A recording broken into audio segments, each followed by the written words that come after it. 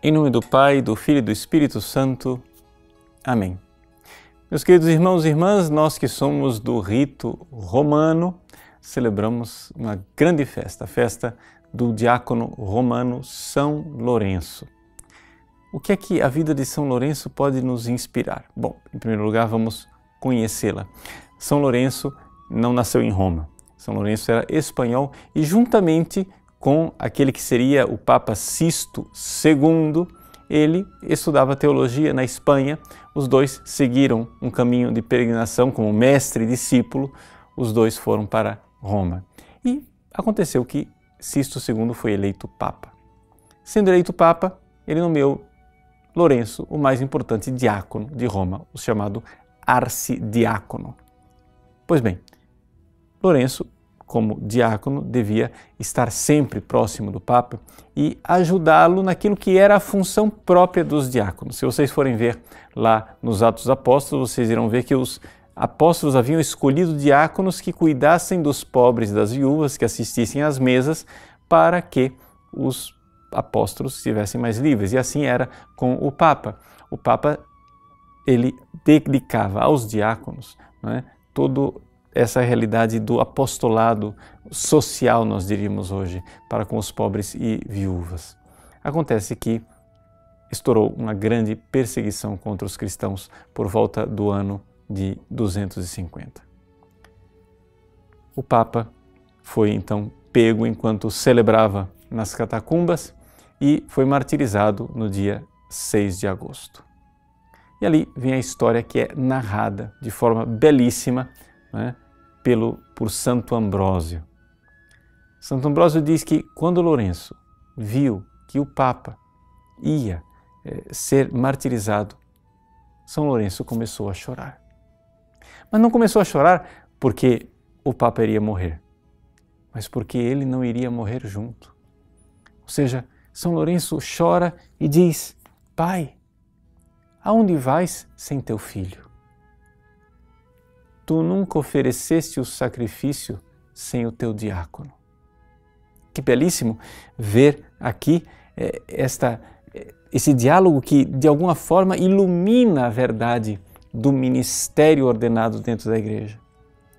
O bispo, sacerdote, que oferece o santo sacrifício no altar, a ele se une o diácono que o está assistindo. E é interessante que, com isto, o diácono leva para o altar todo aquele sacrifício de amor, que é o amor aos pobres e às viúvas. São Lourenço diz ao seu bispo: nunca oferecesse o sacrifício sem mim. Como é possível que agora que vais oferecer o sacrifício de tua vida, não me leves junto? O Papa então, profeticamente, São Sisto II diz: meu filho, me seguirás em 3 dias. E de fato, foi o que aconteceu. Lourenço foi deixado, por quê? Porque o prefeito da cidade queria que ele, que era responsável do dinheiro, entregasse o tesouro da igreja. Lourenço reúne os pobres, aleijados, viúvas e órfãos. Quando chegam as autoridades do prefeito de Roma, ele diz: venham, eu irei conduzir vocês até o tesouro da igreja. Abriu as portas e lá estavam os pobres, o tesouro da igreja. Diante daquela cena, as autoridades ficaram muito irritadas. E então, Lourenço foi condenado a uma morte, não a morte sumária, mas uma morte torturante. E ele então foi assado numa grelha. É famosa, não é, a história do diácono que, sendo assado de um lado, padecendo aqueles sofrimentos, certamente com a graça do Espírito Santo, ele, que estava tão unido a Cristo, naqueles padecimentos, disse: podem agora virar do outro lado, porque esse lado já está cozido. As pessoas tendem a não acreditar e avaliar isso como uma lenda, mas nós, conhecendo aquilo que a graça de Deus é capaz de produzir nos santos, podemos dizer: pode bem ser verdade que de fato ele tenha sido tocado por esta força da graça de Deus, que é maior do que a força humana. Seja como for, São Lourenço nos ensina o que é verdadeiramente ser um ministro do Evangelho.